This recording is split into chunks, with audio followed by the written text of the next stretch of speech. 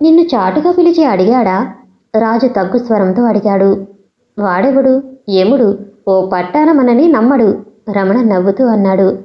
మన ఇన్స్పెక్టర్ది తెడ్డు బుద్ధి, తెడ్డు పాదాలు, జిడ్డు ఆలోచన, బంక మాటలు. ఎవరి నెత్తిన టోపీ పెడదామా అని గోతి కింద నక్కలా చూస్తుంటాడు. పెద్ద టోపీయే వేసింది శక్తిమాయి. నిజమే అంటూ నవ్వాడు రమణ. రాజు రమణు తగ్గు స్వరంతో జరిగింది మాట్లాడుకుంటున్నారు. జరిగింది ఏమిటో వాళ్ళిద్దరికీ బాగా తెలుసు. నోరు జారితే ఏం జరుగుతుందో వాళ్ళకి బాగా తెలుసు. నిజం బయటపడ్డ మరుక్షణం మెడ మీద తలకాయ ఉండదు. మొండెం 4 రోడ్ల కూడలిలోనూ తలకాయ డొంకలో ఉండటం ఖాయం. జరిగింది ఇది సార్, మమ్మల్ని ఏం చేయమంటారు అని ఇన్స్పెక్టర్ని అడుగుదామా అంటే ఈ ఇన్స్పెక్టర్ కంటే జేబులు కొట్టేవాడు నయం. ఓ పక్క భయభక్తులు, మరో పక్క ఎంతో కొంత మందబుద్ధి ఉన్నవాళ్ళు వీళ్ళిద్దరూ. మంచివాళ్ళు, మంచి స్నేహితులు. కనుకనే శక్తిమాయి పని జరగటానికి వీళ్ళని ఎన్నుకుంది. అసలు జరిగింది ఏమిటో శక్తిమాయికి పూర్తిగా తెలుసు. ఆవగింజలో 5వ భాగంలో అణు మాత్రమే తెలుసు రాజు రమణలకి.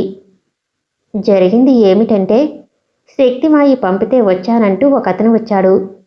రాజు రమణ తను కలిసి రహస్య సమావేశం అయ్యారు. వచ్చిన అతను విషయం బయటపెట్టాడు. రాజు రమణలు ముందు ఎదురు తిరిగారు, బొకాయించారు. మేము అలాంటి వాళ్ళం కాము అన్నారు. అప్పుడు సాక్ష్యాధారాలతో సహా అతను కొన్ని విషయాలు బయట పెడుతూ, మీ ఇన్స్పెక్టర్ ఎలాంటివాడో మీకు తెలుసు. అన్యాయంగా నేరం మోపబడిన ఓ ఆడపిల్ల ఖైదీగా ఉంటే మిమ్మల్ని బయట కాపలా పెట్టి మీ ఇన్స్పెక్టర్ ఆ పిల్లని జైలు గదిలో రేప్ చేస్తుంటే మీరేం చేశారు? ఆయన మాపై అధికారి. మేము ఏమీ చేయలేక ఓ పక్క బాధగా ఉన్నా నోరు మూసుకున్నాము. నంగినంగిగా సమాధానాలు ఇచ్చారు రమణ. మంచిది. అదే మీ ఇంట్లో వాళ్ళకే జరిగితే? రమణ మాట్లాడలేకపోయాడు. న్యాయం గురించి, ధర్మం గురించి మాట్లాడాలి అంటే ఆ వ్యక్తి ఉన్న పదవిలో ఉంటే చాలదు. వ్యక్తి ధర్మంతో మెలగాలి, న్యాయంగా వ్యవహరించాలి. మీ ఇన్స్పెక్టర్ ఎలాంటి వాడన్నది 5 ఏళ్ల బొట్టికాయని కదిలించినా చెబుతాడు. మీరు మీ సంసారాలు గడవటం కోసం రక్షభటుల ఉద్యోగం చేపట్టారు. న్యాయం, అధికార దుర్వినియోగ రక్కసి పాదాల ముందు అలల్లాడుతుంటే కళ్ళప్పగించి చెవులు మూసుకుని చేతులు కట్టుకుని మీ అధికారి ఏం చెబితే దానికి జీ హుజూర్, ఎస్ఆర్ అంటూ రోజులు గడుపుతున్నారు. న్యాయానికి కొత్త అర్థం, ధర్మానికి కొత్త భాష్యం నేర్పుతూ అన్యాయాన్ని ఎదుర్కొంటున్న మా తల్లి చెప్పిన పనితీరు చేయటంలో అధికార దుర్వినియోగం ఎంతమాత్రం లేదు. మా శక్తిమాయి శక్తి యుక్తులలో అన్యాయమైపోతున్న ఎందరినో రక్షించటం జరిగింది. దుష్టులను రక్షించటం, అన్యాయంగా శిక్షించబడిన వారిని రక్షించటమే ఆ తల్లి పని. అమ్మా, అన్యాయం జరిగింది, రక్షించు అంటే చాలు. ఏ దేవత పలకదు, ఏ దేవుడు దిగిరాడు.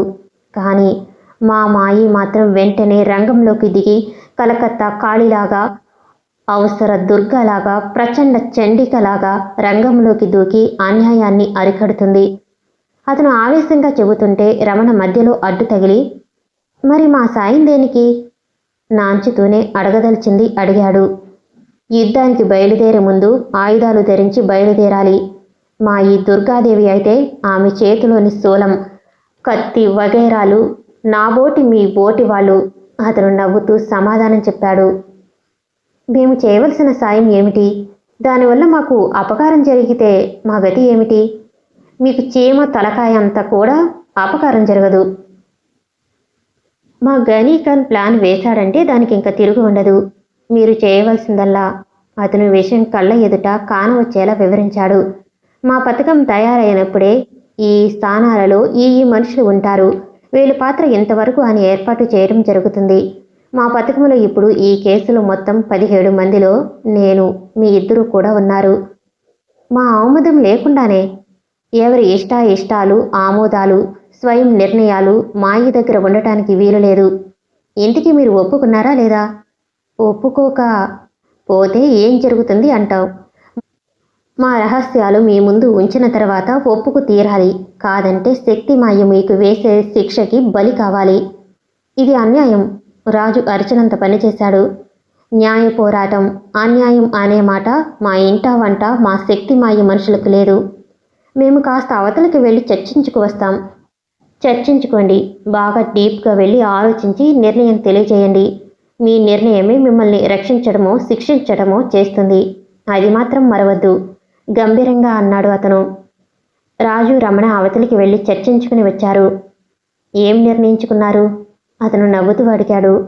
మాకు కొన్ని అనుమానాలు ఉన్నాయి, అవి అడుగుతాం, తీరిస్తే. అడగండి. ఆహారం పట్ల వ్యవహారం పట్ల మొహమాటం ఉండకూడదు. రాజు రమణలు ఎన్నో అడిగారు. అన్నిటికీ తడుముకోకుండా జవాబు ఇచ్చాడు అతను. అప్పటికే శక్తిమాయి గురించి ఆ నోటా బోలెడు కథలు విని ఉన్నారు వాళ్ళు. శక్తిమాయి ఓ కేసును చేపట్టింది. ఆమోదం తెలిపితే వాళ్ళు చేస్తున్న ఉద్యోగానికి ప్రాణానికి ప్రమాదం కావచ్చు. కాదంటే ఉద్యోగం మాట తర్వాత పంచప్రాణాలు హరి అనటం మాత్రం తథ్యం. ఇప్పుడున్న ఇన్స్పెక్టర్ లంచగుండి, కాముకుడు, అన్ని చెడ్డ అలవాట్లకి ఆవు పోసన పట్టిన అఖండ అల్పుడు. లాభం లేనప్పుడు ఎటు పని చేసినా ఒకటే. విషయం బయట పెడితే ప్రమాదం, బయటపడకపోతే ఏమీ లేదు. ఇప్పుడు శక్తిమాయి మాట కాదంటే మాత్రం పూర్తి ప్రమాదం. పీక వరకు ఊబిలో కూరుకుపోయినట్లే. రాజు రమణలు ఒప్పుకున్నారు. అతని రాయబారం ఫలించింది. మీరు మామూలుగా డ్యూటీలో ఉండండి. రాత్రి 12 దాటగానే కంటికి కానరాని మత్తు గ్యాస్ గాలిలో వదులుతాము. డ్యూటీలో ఉండి కూడా నిద్రపోయే మీ బుద్ధావతారం ఇన్స్పెక్టర్ గ్యాస్ గాలి పీల్చి మరింత నిద్రపోతాడు. అక్కడక్కడ డ్యూటీలో ఉండే మరికొందరు కూడా 2 గంటల కాలం నిద్రపోతారు. నీ చేతికి గాయం అయినట్లు మా వాళ్ళు మేకప్ చేస్తారు. మీ ఇద్దరూ కలిసి బన్సీలాల్ ఇంటికి వెళతారు. వెళ్ళిన తర్వాత ఈ రకంగా మీరు చేయాలి. బన్నీలాల్ ఇన్స్పెక్టర్కి ఫోన్ చేస్తే మేము పలుకుతాం. అవన్నీ మేము చూసుకుంటాం. ఆ తర్వాత మీరు తిరిగి వచ్చిన తర్వాత ఓ రకమైన టాబ్లెట్ ఇస్తాం. మీరు మింగండి. 2 గంటలు గాఢ నిద్రలో ఉంటారు. ప్రాణాపాయం ఉండదు. ఓ రకమైన ఆకుపసరు లేహ్యం మీ ఒంటి మీద అక్కడక్కడా పోస్తాం. దెబ్బలు తగిలితే కమిలి వాచినట్లు వాస్తుంది. మీకు తెలివి వచ్చిన తర్వాత చెప్పవలసిన కథ చెబుతాను. ఇరువురు అలాగే చెప్పండి. మీరు మా మాట వింటే అణుమాత్రం ప్రమాదం రాకుండా మేము చూసుకుంటాం. అతను వెళ్ళబోయే ముందు రమణ అడిగాడు. శక్తిమాయ అనే ఆమె నిజంగా ఉందా? మీకెందుకు వచ్చింది ఈ అనుమానం? లోకులు రకరకాలుగా అనుకుంటున్నారు. ఆ నోటా వినటం తప్పించి మాకు మాత్రం ఏం తెలుసు? ఓ ముఠాకి నాయకురాలు ఉంది అని ఒకరు. అలాంటిదేమీ లేదు. ఉంటే ఎప్పుడూ ఒకప్పుడు ఎవరికో ఒకరికి కనబడదా? శక్తిమాయి ఉందని ప్రచారం చేస్తూ ఉన్న ముఠాకి నాయకుడు మగవాడేనని కొందరు తలో రకంగా అంటున్నారు. రాజు అన్నాడు. పుర్రికో బుద్ధి, జిహోకో రుచి, ఎవరిష్టానుసారం వాళ్ళని అనుకోనివ్వండి. అతను తేలికగా అనేశాడు. శక్తిమాయి అనే స్త్రీ ఉందా? ఈ విషయం అడిగినా మీరు చెప్పలేదు? రమణ అడిగాడు. భగవంతుడిని ఎవరైనా చూశారా? కనులారా ఆయన రూపం చూశామన్న వాళ్ళు లేరు. అలాగే భగవంతుడు ఉన్నాడు అనుకున్న వాళ్ళకి ఉన్నాడు, లేడు అనుకున్న వాళ్ళకి లేడు. శక్తిమాయి అంతే. ఆమె ఉన్నది అని నమ్మిన వాళ్ళకి ఉంది, లేదు అనుకున్న వాళ్ళకి లేదు అంటూ అతను నవ్వాడు. ఇంతకీ శక్తిమాయి ఉన్నట్లా లేనట్లా? రాజు రమణలు ముఖముఖాలు చూసుకున్నారు. అతను సెలవు తీసుకుని వెళ్ళిపోయాడు. ఆనాడు జరిగింది అది. వాళ్ళ పథకం సక్సెస్ అయ్యింది. మేము మీకు సహకరిస్తున్నందుకు మాకేమిస్తారు అని రాజు రమణ అడగలేదు. వాళ్ళిద్దరూ స్నేహితులు, మంచివాళ్ళు, భయస్థులు. జరుగుబాటు సరిగ్గా లేకపోయినా ఎవరినీ పీడించరు. పోలీసు ఉద్యోగాలు ఇష్టం లేదు. వాళ్ళని ఆ ఉద్యోగాలే వరించాయి. సంసారం సరిగా గడవకపోవటం గత్యంతరం లేకను ఎవరైనా ఏదైనా ఇస్తే తీసుకుంటారు. అంతవరకే సంపాదించే తెలివి మాత్రం లేదు, భయం. ఇలాంటి పరిస్థితుల్లో శక్తిమాయ నుండి కబురు వచ్చింది. ప్రతిఫలం ఆశించకుండా పనిచేశారు. వాళ్ళైనా ఈ పని చేసినందుకు ఫలానా కానుక ఇస్తామని చెప్పలేదు. కానీ పని పూర్తయిన వారానికి రాజు రమణలకి చేరువ 5,000 అందాయి. 5,000 మీకందిన క్షణం నుంచి మీవి. అవి ఎలా వచ్చాయి అన్నది మాత్రం ఆలోచించకండి, ఆరా తీయకండి. మాత అన్న చీటీ డబ్బుతో పాటు ఉంది.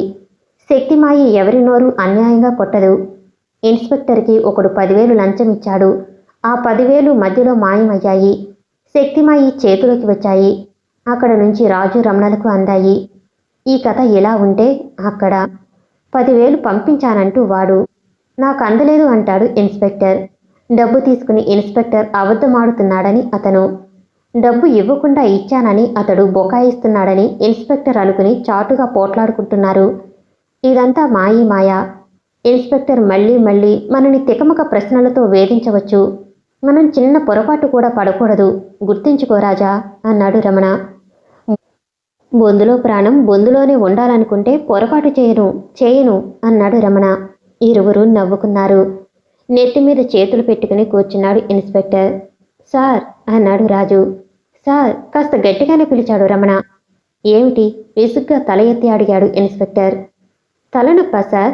రాజు వినయంగా అడిగాడు. ఇది తలనొప్పి కాదు, ఒళ్ళు మంట. వెధవ బరి తెగించి ఏదో వాగుతున్నాడు. తప్పుడు నా కొడుకు ఏదో ఓ కేసు బనాయించి చీకటి కొట్లోకి తోస్తే కానీ. ఎవరి సంగతి సార్? ఇన్స్పెక్టర్ గతుక్కుమన్నాడు. పొరపాటుగా నోరు జారినందుకు నాలుక కొరుక్కున్నాడు. దొంగ వెధవలు, కూనీకోర్లు అంతా నేరాలు చేసేవాళ్లే. ఎవడు మంచో ఎవడు చెడు అర్థమై చావదు. దగాకోర్లు, దగులు బాజీలు అంటూ మాట మార్చాడు. ఇన్స్పెక్టర్ అబద్ధం ఆడుతున్నాడని ఇరువురు గ్రహించారు. ఏమీ తెలియనట్లు ముఖం పెట్టి నిజమేనండి అన్నారు. లోకంలో దొంగ వెధవులు ఎక్కువైతే ఇన్స్పెక్టర్ నెత్తిన చేయి పెట్టుకొనక్కర్లేదు. దొంగ వెధవులు ఎక్కువైతే ఈయనలాంటి ఇన్స్పెక్టర్కి మరీ మంచిది. 6 కేసులు దొరికితే 3 కేసులు చీకటి కొట్లోకి, మరో 3 కేసులు కాసుల గలగలకి పనికి వస్తాయి. ఇన్స్పెక్టర్ నెత్తిన చేయి పెట్టుకున్నాడు అంటే ఏ విషయంలోనూ గురుడు గట్టి దెబ్బ తిన్నట్లే. దెబ్బతో తల బొప్పి కట్టి ఉంటుంది. రాజు రమణలు అనుకున్నారు. ఆ రోజు ఏం జరిగిందో మళ్ళీ చెప్పండి ఉన్నట్టుండి ఇన్స్పెక్టర్ అడిగాడు. వీళ్ళు చెప్పేదానిలో చిన్న పొరపాటు దొర్లినా చాలు బల్లుకమ్లా పట్టేద్దామని ఇన్స్పెక్టర్ ఆలోచన. ఆ సంఘటన జరిగి 20 రోజులు దాటింది. అయినా మధ్య మధ్య అడుగుతూనే ఉన్నాడు. ఆ రోజు నైట్న మీతో పాటు డ్యూటీలో ఉన్నాం. మీకు తెలిసిందే కదా సార్. నేను రాజు నెమ్మదిగా కబుర్లు చెప్పుకుంటున్నాం. ఏం కబుర్లు? ఇన్స్పెక్టర్ అడ్డు తగిలి అడిగాడు. అంతకు క్రితం రోజు చూసిన చిల్లర కొట్టు చిట్టమ్మ సినిమా కబుర్లు, చూడు బిల్లమ్మ పాట గురించి వివరంగా చెప్పాడు రమణ. తర్వాత ఏమైంది? కబుర్ల మధ్యలో ఏదో ఘాటుగా వాసన గాలిలో తేలి ఆడుతూ వచ్చి మా ముక్కులను చుట్టేసింది. మేము తెలివి తప్పి పడిపోయామనుకుంటాము. మళ్ళీ తెలివి వచ్చేసరికి మా శరీరం మీద కడ్రాయరు తప్ప ఇంకేమీ లేవు. పోలీస్ డ్రెస్ లేదు, టోపీ లేదు, ఆఖరికి మా చేతివాచీలు కూడా లేవు. ఆ గదిలో మా చుట్టూ 10 మంది దృఢకాయలు ఉన్నారు. ఎవరు మీరు? మమ్మల్ని ఎందుకు ఇక్కడికి తీసుకువచ్చారు? మా దుస్తులు ఏమయ్యాయి అని మాత్రమే అడిగాడు. అప్పుడు వాళ్ళు వ్యంగ్యంగా నవ్వారు. మీరు అరిస్తే మాడు పగలు కొడతాము, వెర్రి వెర్రి వేషాలు వేస్తే పళ్ళు వాయి కొడతాం. మా అవసరానికి మిమ్మల్ని తీసుకువచ్చాం. 1-2 గంటల్లో మీ దుస్తులు మీ చేతుల్లో పువ్వుల్లాగా పెడతాము. సురక్షితంగా మీ స్టేషన్కి పంపిస్తాం అన్నారు. మేము అరవబోతే మా నోరు నొక్కారు. అందరి చేతిలో మారణాయుధాలు రకరకాలువి ఉన్నాయి. అరగంట తర్వాత 4 మనుషులు ఆ గదిలోకి వచ్చారు. వాళ్ళలో 2 అచ్చం మాలాగా ఉన్నారు. మాలాగా అంటే ఎత్తు లావు మాలాగా ఉన్నారు. ముఖాలకి మాస్క్ ధరించారు. ఆ మాస్క్ మా ఫేస్ లాగా తయారు చేసినవి.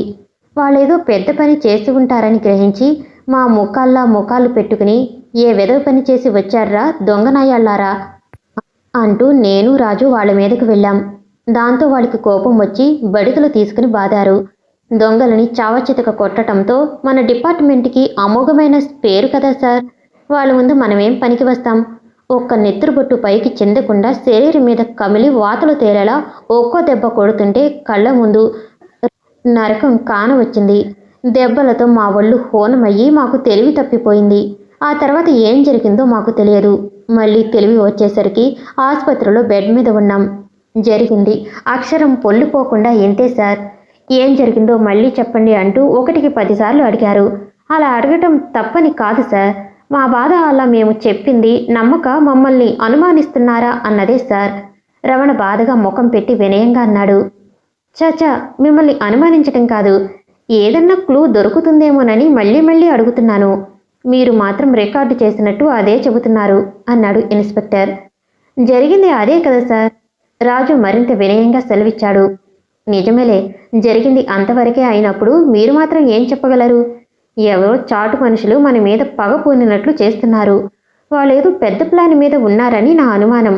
ఇన్స్పెక్టర్ సాలోచనగా ఆలోచిస్తూ అన్నాడు.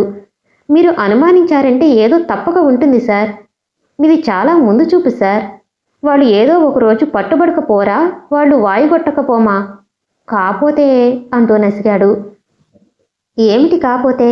మీ అనుమానం ఏమిటో చెప్పండి ఇన్స్పెక్టర్ అడిగాడు. చూడబోతే వాళ్ళు గట్టికుల్లాగా ఉన్నారు సార్. ఇప్పుడంటే చిన్న విషయంతో పోయింది. వాళ్ళు మన అందరిలాంటి మనుషులని తయారు చేసి మన్ని కట్టి ఏ చీకటి కొట్టులోన పడేసి వాళ్ళు ఈ స్టేషన్ స్వాధీనం చేసుకుని రాజు చెబుతుంటే ఇన్స్పెక్టర్ ముఖంలో భయం రెపరెపలాడింది. ఛత్, పిచ్చి పిచ్చి ఆలోచనలు చేయకు, చెప్పకు, రమణ విసుక్కున్నాడు రాజు మీద. లేదు లేదు, రాజు ఆలోచనలో చాలా ముందు చూపు ఉంది. ఏమో అలా జరిగినా జరగవచ్చు. ఇప్పటికి 2 సార్లు మన కళ్ళల్లో దుమ్ము కొట్టడం జరిగింది. ఆవేశంగా అంటున్న ఇన్స్పెక్టర్కి తొందరలో తను నోరు జారిన విషయం గుర్తొచ్చింది. కానీ అప్పటికే ఆలస్యమైపోయింది. మా కళ్ళల్లో అంటే దుమ్ము కొట్టారు తెలుసు, మరి మీ కళ్ళల్లో అడిగాడు రాజు. నా కళ్ళల్లో అంటే నా కళ్ళల్లో అని కాదు, మీ ఇద్దరిని మోసగిస్తే అది నాకు మాత్రం దెబ్బ కాదా, ఆ ఉద్దేశంతో అన్నాను. నిజమే సార్, నా బుర్ర అంత దూరం పనిచేయలేదు రాజు అన్నాడు. రాజు అన్న తీరుకి ఇన్స్పెక్టర్ చాలా సంతోషించాడు. ఏదో విషయంలో ఇన్స్పెక్టర్ గట్టి దెబ్బ తిని ఉంటాడని ఇరువురు గ్రహించారు. ఏమీ తెలియనట్లు మెలిగారు.